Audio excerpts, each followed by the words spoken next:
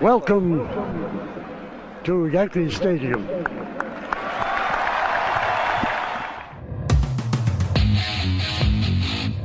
They win the final game 5-2 to remain the baseball champions of the world. The Yankees, with this 9-0 crusher, have won their 17th World Series. The Yankees again are world champions. The Yankees win their 21st World Series.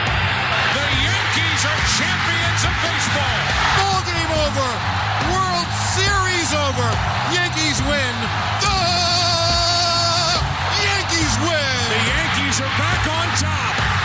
World champions for the 27th time.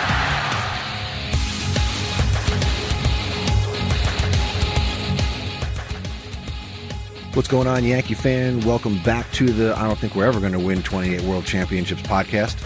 My name is Chris. I'm joined by the Podcast Padre. This team sucks.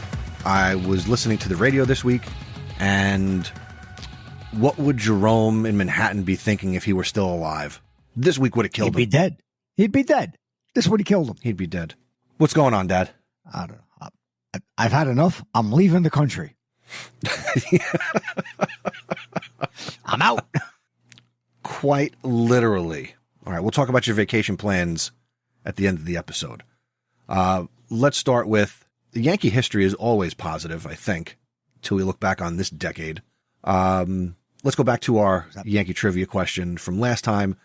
And our question was, now it was a controversial question because you asked a bad question. You didn't understand it. Neither did anybody else because nobody sent me anything. All right. Question was, which Yankee has reached base the most times in franchise history? Well said. And when the podcast ended, we went through it and we did a little research. We verified the answer.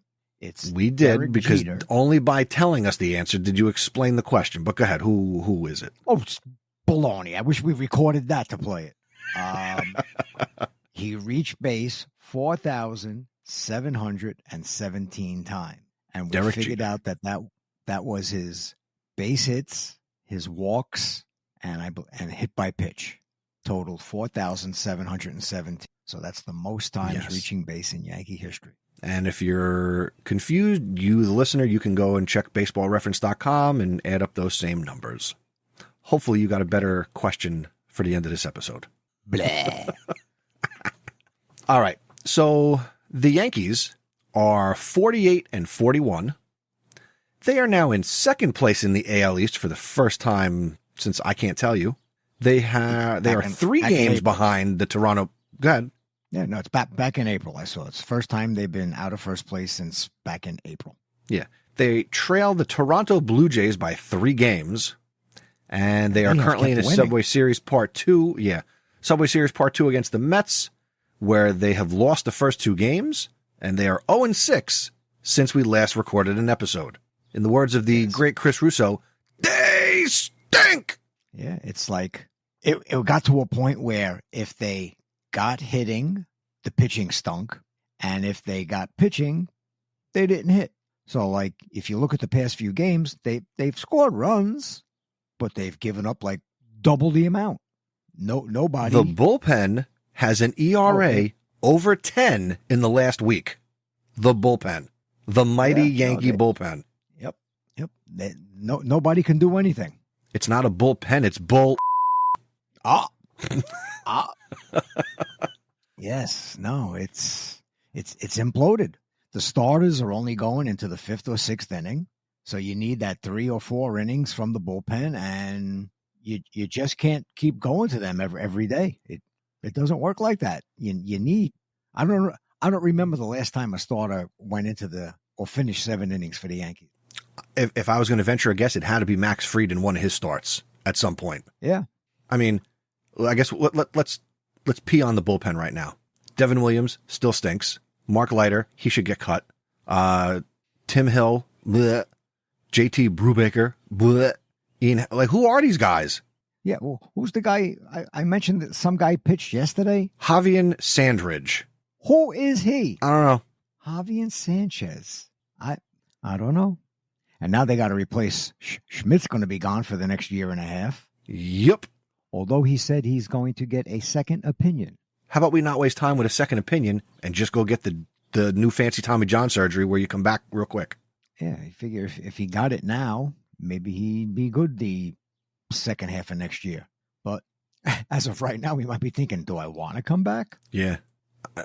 It's ridiculous. It's like I said, they're scoring runs now. So, I mean, you look and you got guys who are hitting, but it's like when you look at the box score, half the lineup gets hits today and then the other half gets hits tomorrow. But if you got 4 or 5 guys getting hits, you should be scoring runs, which they are doing, but it's the pitching is just done nothing. Weaver's given up home runs in his last 3 outings. He looks awful. Yeah, I don't know. There's nobody they can go to that they can depend on. There's nothing. I don't remember ever seeing them be in this big of a slump. Now, it's probably happened recently in the last few years. Yeah. But we'll get to that. We pulled some data over the last 2 weeks looking at the offense. I mean, Aaron Judge is judging. He's batting .318 over the last 2 weeks. Yeah. Cody Bellinger is batting .321 over the last 2 weeks. Domínguez is batting .400 over the last 2 weeks. Yeah. Chisholm .275. Chisholm. But guys who stink. Okay. Anthony Volpe batting .136 over the last 2 weeks. Yep. Stanton batting .176. Goldschmidt .152. Wells .185. Peraza .143. What's you got Rice on there? Well, how's he doing? I think he's batting one something. .229.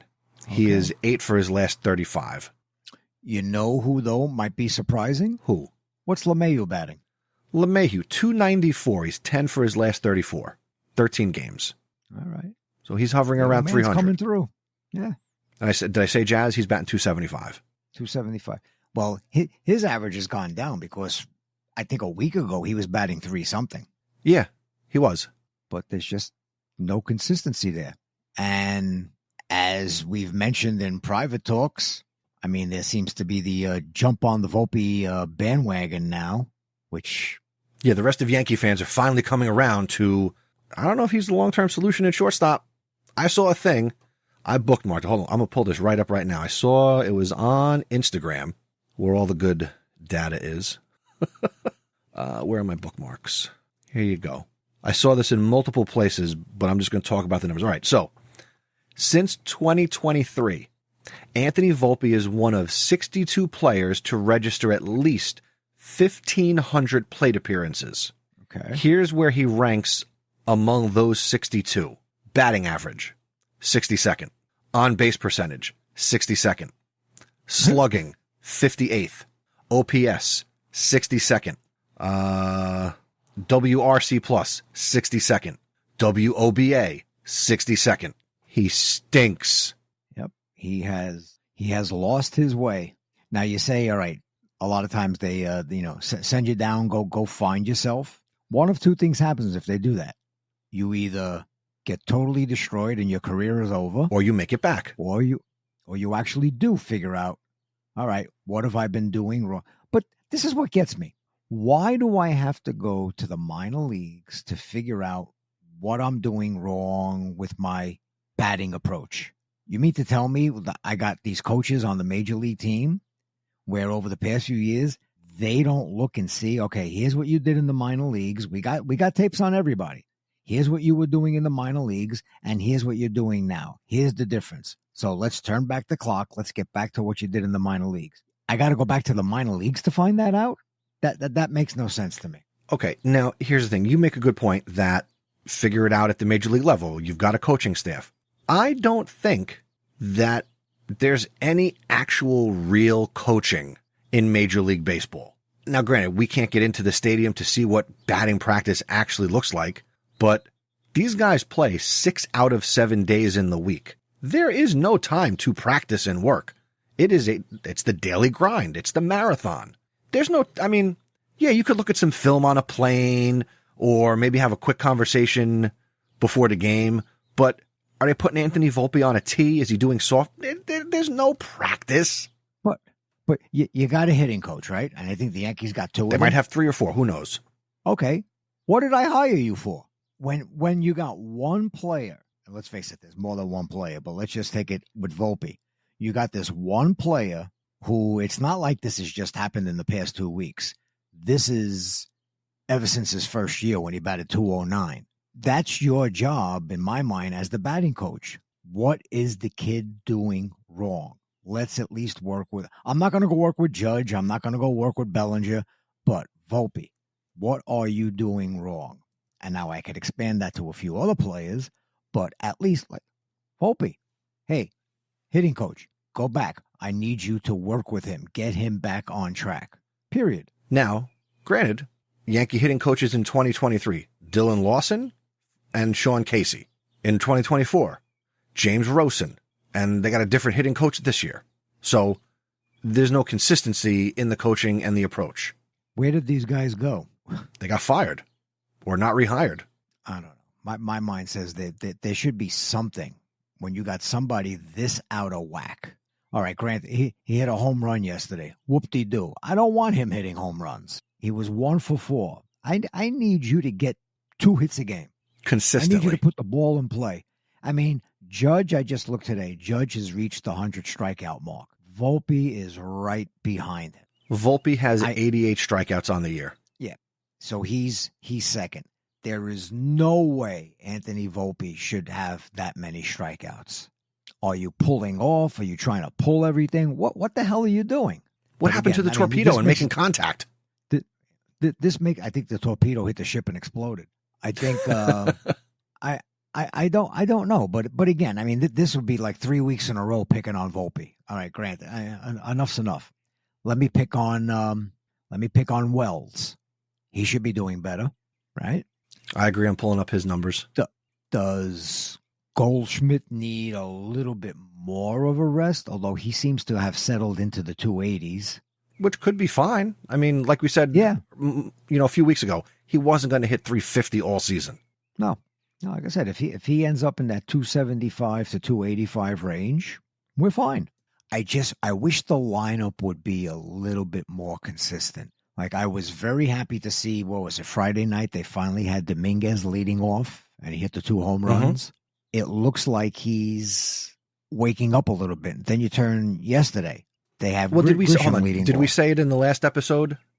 Or did we talk privately about Domínguez not looking overmatched? I think we talked about it on the show. Yeah. He hasn't looked overmatched as a rookie. Okay. Yeah, he's and got you talk about Grisham. Go ahead. Zone. Yeah, that all of a sudden they had Grisham back to leading off yesterday. Okay, I want a lefty. Guess what? Domínguez bats lefty. And there you've got somebody who can run. He gets on base. He's leading the team in steals. Mm-hmm. I just say you're batting leadoff. Just keep putting the ball in play and run like a freaking deer. The other thing I noticed when you look at like batting averages and whatnot, I think Volpe had approximately 60 some odd more at bats than Domínguez so far this year. Volpe has, I think it was 3 more hits than Domínguez. So if Domínguez goes as 3 of for right next now, 60, hold on, I'm looking at their stats. Volpe has 315 at bats. Domínguez has 251.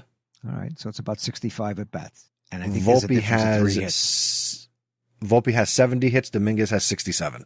Yeah, there you go. Domínguez on the year is hitting 267. Volpe's at 222. So if Domínguez goes 3 for his next 65, he'll be batting 222. Yeah, and I don't think Domínguez is going 3 for his. I'm not even going to say it out loud. No, I would just stick him in there, make him bat leadoff, because then it doesn't matter if the other team's throwing a righty or a lefty. And I don't want to hear anything more about, if they're throwing a lefty, Domínguez is batting righty. That's not his strong side. Hey, he'll have more at bats righty then, and he'll figure it out. I'd still rather have him batting leadoff for his speed and his knowledge of the strike zone, and just get on base. Stick Judge behind him, Bellinger after him. Make Grisham bat 5th. Let me ask you this: do you think in 5 years, who is more likely to be on this team, Jason Domínguez or Anthony Volpe? I don't even know if I have to go that far out. 3 years. I'd say I'd say Domínguez. If Domínguez keeps this up, And let's say Domínguez ends the season batting, just 275. He's in that range. Right now, he's got the 8 home runs. If he's playing more consistently, I could see him getting to maybe the 20 home run mark. But if he bats 275 and does that, and his RBIs, he ends up with 70 or 80, something like that. The kid is becoming what you thought he'd become. Now, is he the next center fielder of the New York Yankees? I don't know. He's doing all right in left field. Does he move to center again? Here we are with that November podcast again. But again, I could see him staying in the outfield, and Bellinger, does Bellinger go out and opt out for his contract? Again, that's for November. But, would you like to see Bellinger? I'll move you to first base. I got you for 1 more year on your contract. So we'll see. But Volpe, again, right now they need something at short, and we need something. We need a third baseman. I'd rather see Chisholm at second, and LeMahieu is physically well, and he's doing kind of like what he used to do. But at 37, I don't know if he should be the everyday player. Let him be the fill-in. Yeah. Peraza, sad to say, I don't think he figured out major league pitching. I think he's gone too. Makes sense. All right, so you mentioned third base. So I pulled up some people that the Yankees are reportedly interested in, where obviously you got to make trades. Right. All right, so here we go. Rockies third baseman Ryan McMahon. The Pirates, K. Brian Hayes. Also, Pirate infielder and former Yankee Isaiah Kiner-Falefa. I don't want him back. Diamondback slugger Eugenio Suarez. Cardinals third baseman Nolan Arenado. Cardinals are doing better than they thought they would. I don't think they're going to trade him now. Also true. But again, Arenado's an old option. If you told me I could have had Nolan Arenado 8 years ago, yeah, sounds good. Yeah, definitely. Definitely. When I'm sure the Yankees had a third base problem 8 years ago. Maybe we should get, where's Gio Urshela? Get him back. I think he's on the A's. Oh, that was the other one on the A's. Miguel Andujar. Yeah, they're both there or something. I saw him as Yankees maybe want him back. I'll take him back from his rookie year. Yeah, but then he got hurt in the offseason anyway. Yeah, that was a shame. Yeah, I remember. No, the next season he was diving into third base and he pulled his shoulder out of whack and whatnot, and that was it. That's when Urshela took over. So we need a third baseman. We also need a pitcher because, like we said earlier, Clark Schmidt's probably going to go on the shelf. He's not going to pitch again this year. Nope, he's done. So here we go. Yankee trade options to replace Clark Schmidt. Top of that list, Marlins right-hander Sandy Alcantara. He's always there on that list. I know. So as of right now, am I correct in stating that out of the clear blue in the past 2 weeks, well, maybe a week, Marcus Stroman is now the number 3 starter? Yep. Is Yarborough close to coming back? Let me see. I don't think so. I think I saw something. He was on the 15-day disabled list, and it was like day 12. As of 17 hours ago, he is not yet resumed throwing. Forget that. And he has an oblique strain. So who's down on the farm that they're calling up? Couldn't tell you. Let's see. Roster. Who's pitching down below? Oh, this list is not even sorted by starters. I can't even tell you. They signed some starting pitcher. Oh, isn't Carrasco still down there? Yes. So he'll probably get called up. I can see them bringing him up. I don't know. Yankees top prospects. Let's see who the top pitching prospects are. There you go. Let's see. Ben Hess, but he's at high A. Bryce Cunningham, also at high A. Chase Hampton, he's at double A. Oh, so he's at Scranton. Yeah, well, that's the first name I've heard of in the past. No, he's at double A. Somerset. I said so. Didn't I? You say said Scranton. Somerset? It's okay. Let's see. Elmer Rodriguez Cruz, he's at high A. Brock Selvage, he's at double A. Number 10 prospect, Cam, gotta say this carefully, Schlittler, he's at Scranton. So he's the first one you said at Scranton. Yes. Who the hell else is pitching at Scranton? There's like 30 guys Joe on that list. I don't know. The next Scranton guys who are pitchers are the 20 and 21st. You got Clayton Beater, Eric Reiselman, Tristan Vreeling, double A. The Yankees are thin at pitching in the minors. Oh, it's because every time there's a draft, they keep pitching shortstops. Mm-hmm. All right. Next question. Should Aaron Boone lose his job over all of this? Well, let's get this out of the way. if this was 20 years ago and the Yankees were going through this, he would have never been here this year. He would have been gone long ago. That's all I'm saying. He would have been gone. Cashman would have been gone.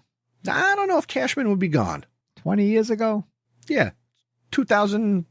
Well, that's 2005. That's back too far.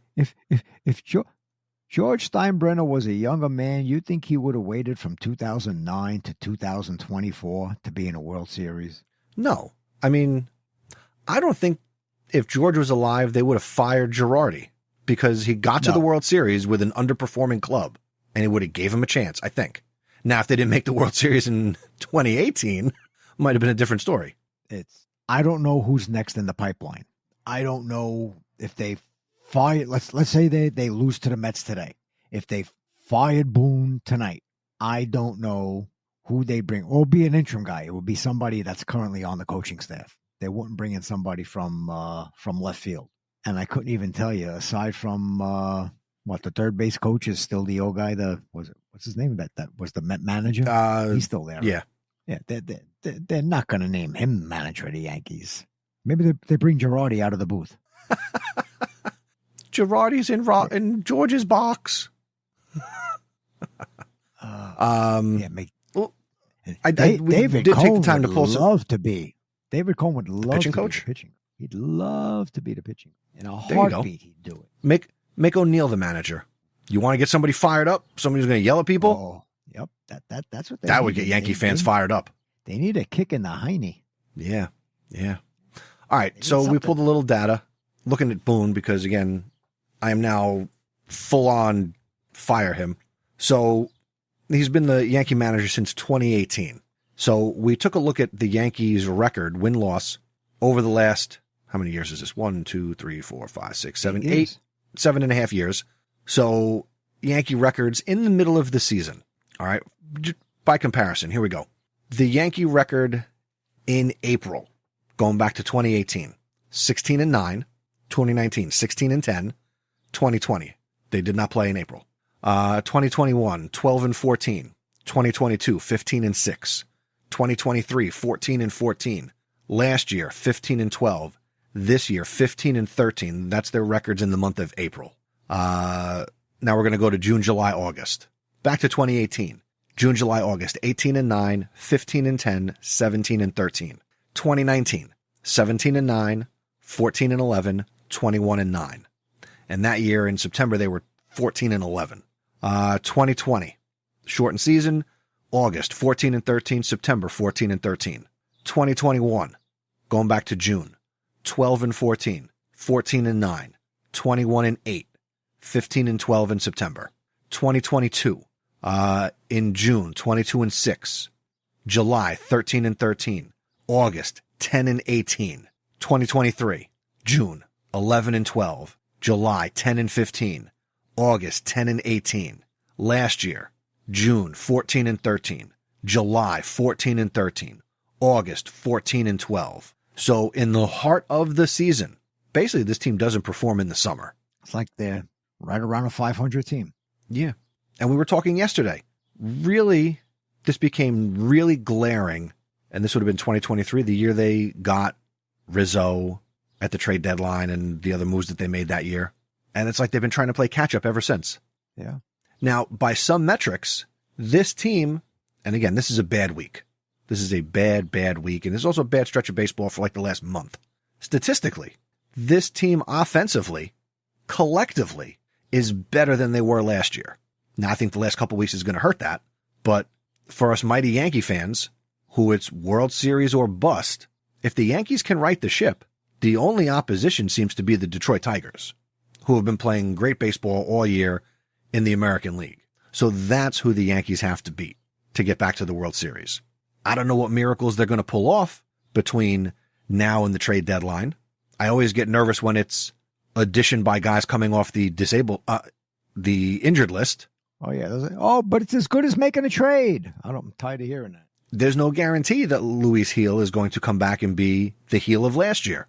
And really, the first half of last year, where, he filled in and admirably stepped in while Cole was on the IL. And he's just coming back. By the time he's ready to pitch, Is he the guy that's all of a sudden going to give us 7 innings? I don't know. Or is he the guy like, okay, just you're out of the bullpen. Give us 1 to 2 innings at a time. Make him the closer. Because as of right now, we don't have one. That's a problem. Oh, well. All right. Anything else we want to complain about this week? Nah. All right. Well, it's like beating a dead horse. I've seen dead horses run better. All right. Upcoming Yankee schedule, and then we have our trivia question. So we got, as we're recording this, the Yankees have Game 3 against the Mets at 1:40. Let's salvage a game in this series and get back to our winning ways. But the schedule doesn't get any easier. This week, the Yankees are off tomorrow, July 7th, and then they host the Mariners for 3 games and the Cubs for 3 games leading into the All-Star break. Oh. Coming out of the All-Star break, they open up in Atlanta for 3 games and they're in Toronto for 3 games. So back in Toronto? Yes. Huh. Strange. Okay. Yes. Home for Seattle, home for the Cubs, All-Star break. And then the 18th, 19th, and 20th, they are in Atlanta. And then they're up to Toronto for 3 before they come home for the Phillies and the Rays to finish out the month of July. Oh, boy. Again, that's an oh, boy with the way they've been playing now. Do they all of a sudden wake up? I don't know. We hope so. Or do we end up just going for, come on, Judge, win the Triple Crown? I hope that's not the case. I mean, yeah, win the Triple Crown, but I hope that's not all we're rooting for down the stretch. All right. What is our Yankee trivia question for today? All right. I have a few written on my pad here, and I'm going to jump out of order because I came up with a good one this morning. There you go. I hope it's super convoluted. Okay. Oh, yeah. It's 3 pages long. Oh, boy. No. Okay. What unretired number has been worn the least number of time on the...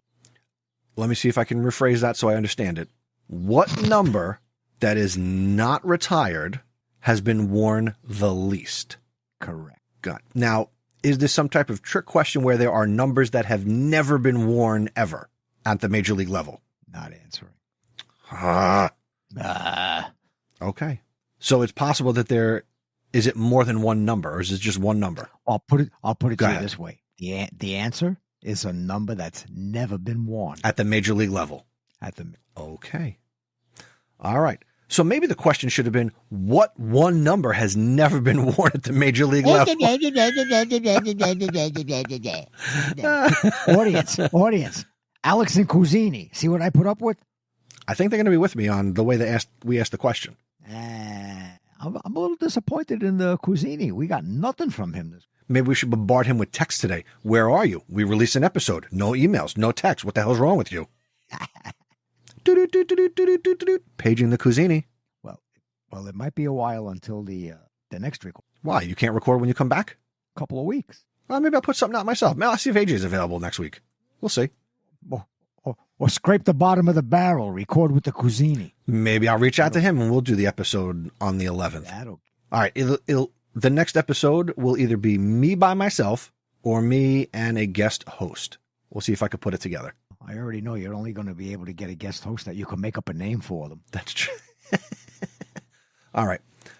Before we say goodbye, thank you to SeatGeek for powering the Chase for 28 podcast. If you are looking for Yankee tickets, and maybe as they continue to stink, the price will go down.